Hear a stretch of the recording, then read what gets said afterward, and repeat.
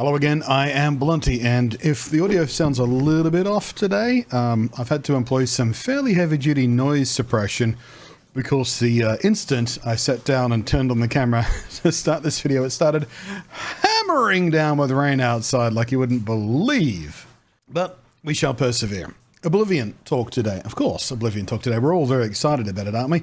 As I talked about in yesterday's video, I've never actually played Oblivion itself, so I'm very much looking forward to digging into it in this weekend's stream over on Twitch. But I have been doing a little bit of playing around with it, just sort of to dial in the settings and stuff so far, and it feels pretty damn solid.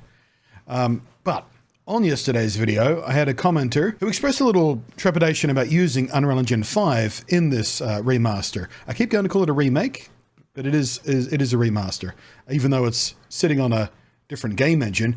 Turns out underneath that game engine, and I did mention this in passing in yesterday's video, it is still the Gamebryo or creation engine, as it were, sitting underneath that, running all the game logic and stuff. And if you've been keeping an eye on the Oblivion stuff on social media, you will have already seen all of the jank is still there. Most of the jank is still there, including the wild physics bugs and weird texture things happening.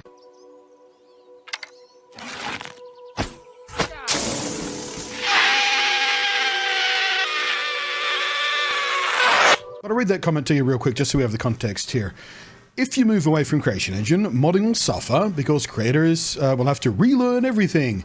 Maybe they'll just quit since they don't get paid anyway. But again, turns out not a problem because within 24 hours of the game launching yesterday, there are already 191 mods. I haven't refreshed the page. There might be 200 by now. But I wanted to have a look through these mods just to see what the kind of things we're dealing with, because it will inform us about what the top priorities are for fixing or changing or altering what's going on with this game, and that will give me a clue to what the pain points are.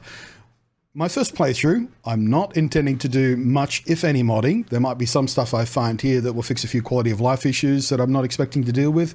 But yeah, I'm not going to go heavy modding for my first playthrough because that would be insane. You want the raw experience, or as raw as possible, going in. But yeah, as we scroll down to the active mods here, let's, you know what, let's scroll across to popular, because that will give us an idea of not only what people want making most, but what people want most. So, Ultimate Engine, yeah, okay, this will be another, yep, sure enough, there it is, an engine INI tweak.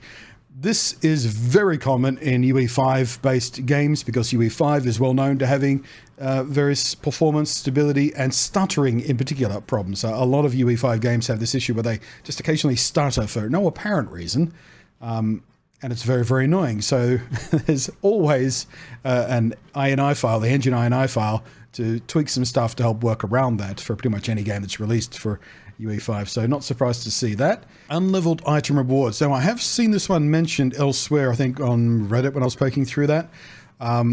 Yeah, this makes all leveled items in the game unleveled, because this very concept infuriates me. Like, my God, why this kind of insanity? Okay, so the main problem is with this is, if you do certain quests that have special unique rewards, they're leveled to your level as you get them, which means some of the most powerful, interesting weapons in the game, for example, or armor or whatever, are kind of stuck at a low level if you do that quest too early. And people don't like this because it forces them to sort of meta game a bit and not do certain quests until they're a certain level to get the best possible version of that reward. And yeah, it ruins immersion a little bit for a lot of people, just having to do that meta layer of gaming and order of quests and things like that, especially in an open world game where you should and can be able, and you know, just go and do stuff whenever and wherever and however you like. So this mod aims to fix that by sort of setting these special rewards up in a different way. I may install that one myself. I don't know yet. I have to do a little more research before I'm ready to make that decision. But seeing as I'm streaming this time tomorrow, better make that decision quick. Carry weight modifier. My very first time I played through Fallout 4, one of the first things I did was increase carry weight, because it was only a few hours into the game before I started to get really infuriated with the inventory management and carry weight issues and stuff like that. And I did that with a console command. My more recent playthroughs of Fallout 4, I haven't bothered to do that and just sort of dealt with it. But I do find it kind of annoying. I don't know how annoying it's going to be in Oblivion, but there's this mod here, which basically, yeah, it requires lockpicks, it says, because it gives the lockpick item a negative weight. So the more lockpicks you have in your inventory, and presumably they're quite common or cheap, it sort of offsets the weight of everything else. Although I suppose if you run out of lockpicks, everything else gets, you know, you suddenly get massively overweight and you have to go find a lockpick to fix it. So Yeah, it's been done that way because of, again, the issues with Creation Engine, Unreal Engine. The traditional way you might mod this in the older games, it doesn't work apparently. So that's one of those things that has changed about modding. I'm sure they'll figure it out sooner or later, a different way to do it, a better way to do it. But for now, yeah, if you're infuriated by inventory management, or you're just, a collectathon absolute goblin, that's the solution for you there. Universal achievement. Okay, so yeah, if you do use console commands, again, I'm familiar with this from other Creation Engine games. If you do use console commands, you're usually locked out of getting achievements because obviously you're using console commands to cheat in some way or another. And yes, I know console commands aren't just for that, but they tend to disable achievements automatically as soon as you use them, just as a blanket solution to that. So this runs on your save file and re-enables its fidelity. That's the right word, isn't it? Jesus, I need more coffee. Yeah, re-enables the ability to get achievements on that save file. Another optimizer, difficulty slider fixed. I've seen a few people complain about the difficulty selections because it's like 5 different difficulty selections from something adept, expert, something, whatever. And they apparently, like the jump from the standard difficulty to the next difficulty up is apparently massive, and a lot of people are having issues with that. And the most difficult thing is basically impossible, apparently. So apparently, yeah, this mod fixes the huge jumps in damage multipliers from difficulty settings. Okay, let's, click on this real fast and see if I've got a chart of what's going on here, because I'm interested. Here we go. So yeah, vanilla, adept is the standard, 1x on both damage taken and damage dealt. You jump up to master and it's 0.2 times damage dealt and 5 times damage taken. So yeah, this mod gives you a couple of options to redistribute those a little bit more evenly, in line with what you might expect difficulty to feel like. So yeah, I'll be sticking with the standard difficulty, adept, so I don't have to worry about that one. Baka achievement, another achievement enabler. I've seen this Baka thing from I think Fallout 4 mods and things like that, and Starfield I think as well. Very common modder, I think. Better HUD makes compass widget smaller, places gauges vertically in the left corner. Okay, let's have a look, see if we got a picture of this. Okay, so yeah, it literally just takes the richer vendors. Okay, I've seen this before in other Bethesda games as well. Basically just giving vendors more gold so you can sell more stuff without fussing around that one. Because yeah, vendors limited cash, especially in things like Fallout 76, which I currently still play. It gets frustrating from time to time. So it's, especially in a single player game, there's no reason not to mod that out, really, is there? I mean, does that make the game more fun? Might make it more immersive, I guess, but it doesn't really make it more fun, in my opinion. So yeah, I might give that one a go. Leveled creature and item yeah, this is another one I've seen people complain about. How they didn't fix the leveling from the original game, in as you level up, everything else in the world matches your level, which reduces the amount of variety you've got out there, because every bandit you come across is the same leveled bandit and all that sort of stuff. So yeah, I might take a close look at that mod, because I know in other games I've played with difficulty, scaling that works like that, it's a bit not cool. Balanced NPC level. Okay, another one that does the same thing. Skip intro cutscenes. We always have those. Man, people are really impatient. It takes like 7 seconds to get through the fucking opening logos. Just calm down, people. You're playing a game to enjoy yourself. Just what's the extra 7 seconds going to do for you? All right, slower item degradation. Oh yeah, that's something I didn't know about this game. Items have degradation, so I guess that just literally slows it down, so I have to repair less often. I don't think I'll bother with that mod yet. That sometimes does annoy me in certain games. We talked recently about Breath of the Wild, how I loved the item breaking in that game because it forced me to play a certain way that I wouldn't ordinarily play, and I really enjoyed that. But in other games, again, Fallout 76 is, the way things degrade and break on you in that game can get pretty annoying at times. But again, going in vanilla, I don't think I'll bother about that. I'll see if it feels like a problem, and then I'll consider the mod if it starts to really annoy me. I'm not even sure how repair works in the game yet, so... here's an interesting one. Disable RT for better... Well, so disabling the ray tracing for better performance, because it has ray tracing built in. If you don't have ray tracing specific graphics card hardware, or not a very good one, it has software ray tracing like several other games do. But yeah, still a bit of a performance hit. So let's see if we can see what it looks like with and without ray tracing. So that's Lumen enabled. It looks like we're getting 29 FPS on whatever machine this person's running on. Probably a Steam Deck, judging by the overlay. Oh yeah, so it basically, it keeps most of the, so it keeps most of the shadows, but sort of eliminates all that ray tracing bounced lighting, which makes it looks cooler, of course, because you're not getting the bounced warm lighting from the sun anymore and things like that. It doesn't look, actually it doesn't look bad. I mean, it looks worse, no doubt, but it doesn't look bad. Can we get like inside a cave and have a look? Yep, another outdoor sun. Do you have one in the cave? Here we go, here's indoors. Yeah, indoors looks way worse with lumen off. You get there's none of that bounce light anymore, so everything looks really harsh and unnaturally shadowed. But it still doesn't look bad. I mean, if you needed the extra performance, it does seem to get sort of maybe an extra 10% performance or something. Yeah, I mean, yeah, that's an option. It doesn't make the game look completely horrible. And it does boost the performance, so there's an option. Not one I need, but an option. Better reticule, who cares? Weightless arrows. No, that's a... I don't know. If I was going to solve my weight problem, I'd probably go with the lockpick one as opposed to weightless arrows. I don't know. Oblivion items deleveled retroactive.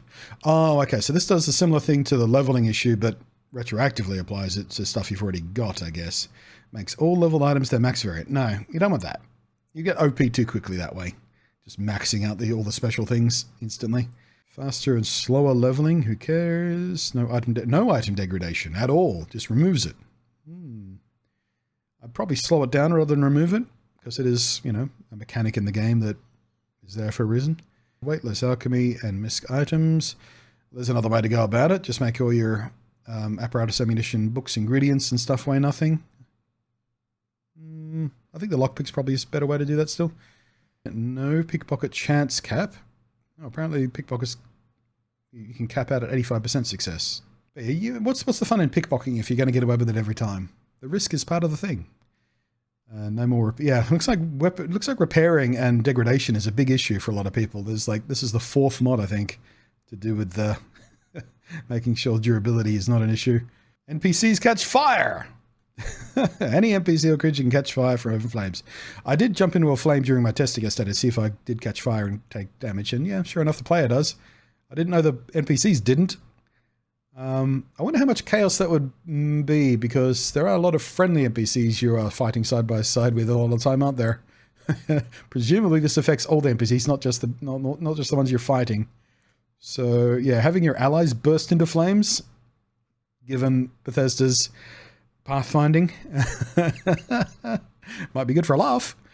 Always effective spells. Oh, again, same thing, 100% effectiveness on your spells. No weight ingredients again. Again, just carry weight. Another re-enable achievements. Less restrictive spells. What does that do? Make all spells effects available for spellmaking and enchanting. Okay, so you can just make whatever spell you like without having to find it first and buy it and stuff. Feels too cheaty. Quest NPC makes slow walking. Oh, there we go. There's a good one. Make slow walking quest NPCs run. All right, I'll be having that one. No vignettes. Starter camp adds a extremely simple camp to the docks outside the sewer gates. Oh yeah, the things you see as soon as you come out of the sewers. Player-owned non-spawning chest and bedroll. Might be good for a little emergency storage down there by the dock. Sure, that doesn't feel too cheaty. I might pop that in. Convenience. Because yeah, I don't know where else I'm going to get storage from. I don't know how housing works or anything. I've got to figure that out tomorrow. Better start characters. Random loot. Playable Imperial Palace Guard. Hooded Outlaws. Makes outlaws look more villainous by adding a chance for bandits, highwaymen, marauders, and vampires to be... Oh, I forgot about vampires. To be wearing various hoods. Sure, I might put that on. I'm a big fan of hoodies. We're just starting to get to hoodie weather here in Sydney. It's starting to cool off enough for me to wear hoodies again when I go outside. Love it. Skip launch videos again. Lower fatigue cost. Again, I'll see if that's a problem first before I start messing with that sort of stuff. Unique elemental spells. Adds unique effects to all the pre-made elemental spells. No, again, I want to do vanilla first. Unlocked arena. No starting map. Oh, that's interesting. You can turn off the map markers you get at the beginning. That surprised me, actually. The fact you could fast travel the instant you're out of the tutorial stage. Don't find too many open world games these days that let you do that. So yeah, I don't know how intrinsic that is to the game, but it might be cool to turn that off and be forced to go walk and discover everything instead of just knowing where it is. Although what's more immersive? Because presumably, you know, you start the game in jail. Presumably you live in the area, so you do know the area somewhat already. More summons? No. Better FOV. It's a wider FOV. I've actually moved the FOV already to 100 degrees. That feels about right. I don't know how much more than that I would need, but yeah, might want to take a look at that. I think we're done there. So yeah, obviously, item degradation, carry weight are two big things that people really, really care about this, because they've each got like half a dozen mods already in 24 hours to address that stuff. But yeah, the starter camp thing, I think I'd be into. And what were the other ones I mentioned? They're already slipping away from mine. I'll have to scroll back through the list here and pick out a few. Now's my question to you guys, though. If you played Oblivion before, chances are, or if you're on PC at least, although they do have the Creation Club mod stuff on the console as well. What are your favorite mods? Like, what kind of mods do you want to be pulled forward into this new remaster that you liked using in the original game? Because yeah, there's certainly a few mods that I find make Fallout 4 playthroughs way better. I literally can't play Fallout 4 anymore without the mod that makes the NPCs stop standing in friggin' doorways for a start. You know what I'm talking about? But yeah, there's a few mods that I kind of find essential in Fallout 4, and I think I used a few mods of Skyrim. And actually don't remember if I used any mods on Starfield. I think I did after a few days to try and fix some inventory shit. But anyway, thanks for watching. Look forward to seeing if you can come along to the streams tomorrow. I'm Blotty. Thank you to the patrons. We'll catch you next time.